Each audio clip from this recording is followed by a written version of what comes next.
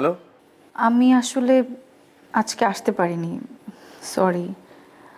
আমাকে ছেলেপক্ষ দেখতে আসছিল।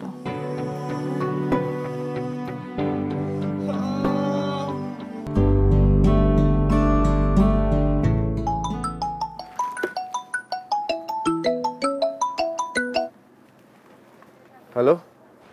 দোস্ত, আমি রাফিক। কেমন আছিস তুই? সেটা জেনে তোর লাভ নাই। কেন ফোন দিছিস বল। কেন দোস্ত, কি হয়েছে তোর? তুই এভাবে কথা বলতেছিস যে? তুই কি তোর কথা বলবি নাকি ফোন কেটে দিব? দোস্ত শোন শোন শোন শোন, আমার তো যে কানাডা যাওয়ার সবকিছু কাগজপত্র চলে আসছে, কিন্তু দোস্ত এটা যে ঝামেলা হয়ে গেছে রে। কি? শোন, দুলাভাই তো 2 লাখ টাকা দেওয়ার কথা ছিল। গতকাল দুলাভাইয়ের দোকানটা ডাকাত হয়ে গেছে। এখন দোস্ত, তুই কি আমাকে 2 লাখ টাকা দিতে পারবি? তোরে আগামী সপ্তাহে দিয়ে দিব। থাম থাম রাফিক, থাম। আমি এটার অপেক্ষাই করছিলাম। সেদিন পলাশ আমার দোকানে আসছিল ওর বোনরে নিয়ে। পলাশ ওর মায়ের কথা জিজ্ঞেস করতে ও তো আকাশ থেকে পড়লো। তুই পাইছিস নাকি বলতো? তুই আমার বন্ধু, তুই চিটার বাটপার হইলি কবে থেকে? বন্ধুর মার কথা বলে টাকা চাইতেছিস, এখন আবার দুলাভাইয়ের দোকানে ডাকাত ঢুকাইছিস। পাইছিস নাকি? হ্যাঁ, তুই আর কোনোদিন আমার ফোন দিবি না, বুঝছস? ফোন রাখ।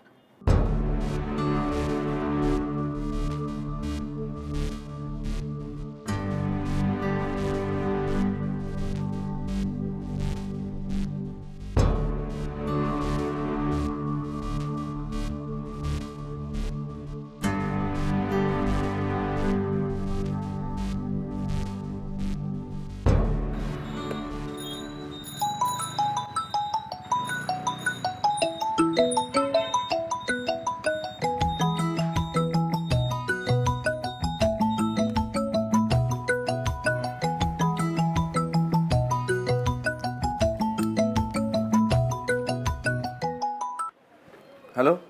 আমি আসলে আজকে আসতে পারিনি, সরি। আমাকে ছেলেপক্ষ দেখতে আসছিল।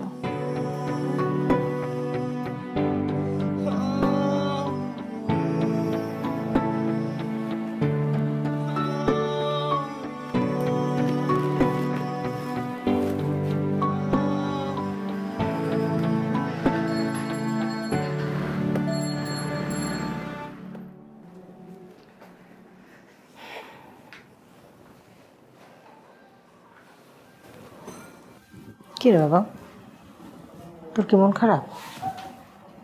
কি রে, রিয়ার সাথে ঝগড়া করেছিস?